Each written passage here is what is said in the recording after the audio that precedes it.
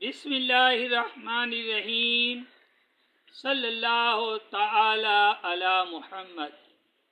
میت کو دفن کرنے کا طریقہ: جنازہ کو قبر سے قبلہ کی طرف رکھنا مستحب ہے تاکہ میت قبلہ کی طرف سے قبر میں اتاری جائے اور قبر کی پینتی یعنی پاؤں کی جانے والی جگہ رکھ کر سر کی طرف سے نہ لائیں۔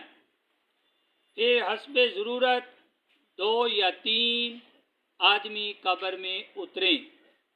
بہتر یہ ہے کہ وہ آدمی قوی اور نیک ہوں، اور عورت کی میت محارم اتاریں۔ یہ نہ ہوں تو دیگر رشتہ دار، یہ بھی نہ ہوں تو پرہیزگاروں سے اتروائیں۔ عورت کی میت کو اتارنے سے لے کر تختے لگانے تک کسی کپڑے سے چھپائے رکھیں، اور قبر میں اتارتے وقت یہ دعا پڑھیں: بسم اللہ و باللہ و علی ملت رسول اللہ صلی اللہ تعالی علیہ وآلہ وسلم۔ پھر میت کو سیدھی کروٹ پر لٹائیں اور اس کا منہ قبلہ کی طرف کر دیں، اور کفن کی بندش بھی کھول دیں کہ اب ضرورت نہیں، نہ کھولی تو بھی حرج نہیں۔ پھر قبر کو کچی اینٹوں سے، کیونکہ آگ میں پکی ہوئی اینٹیں قبر کے اندرونی حصے میں لگانا منع ہے، بند کر دیں۔ اگر زمین نرم ہو تو لکڑی کے تختے لگانا بھی جائز ہے۔ اب قبر پر مٹی ڈالی جائے۔ مستحب یہ ہے کہ سرہانے کی طرف سے دونوں ہاتھوں سے 3 بار مٹی ڈالیں۔ پہلی بار مٹی ڈالتے وقت منہا خلقناکم، یعنی ہم نے زمین ہی سے تمہیں بنایا۔ دوسری بار وفیہا نعیدکم، یعنی اسی میں تمہیں پھر لے جائیں گے۔ اور تیسری بار ومنہا نخرجکم تارۃ اخری، یعنی اور پھر اسی سے تمہیں دوبارہ نکالیں گے۔ کہیں اب باقی مٹی پھوڑے وغیرہ سے ڈال دیں، اور جتنی مٹی قبر سے نکلی ہے اس سے زیادہ ڈالنا مکروہ ہے۔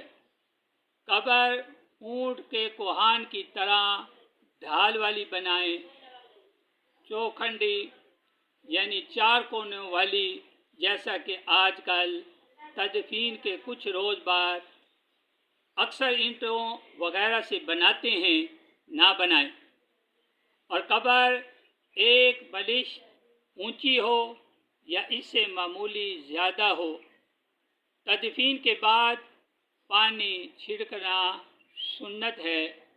اس کے علاوہ بعد میں پودے وغیرہ کو پانی دینے کی غرض سے چھڑکیں تو جائز ہے، اور آج کل جو بلا وجہ قبروں پر پانی چھڑکا جاتا ہے یہ اسراف ہے۔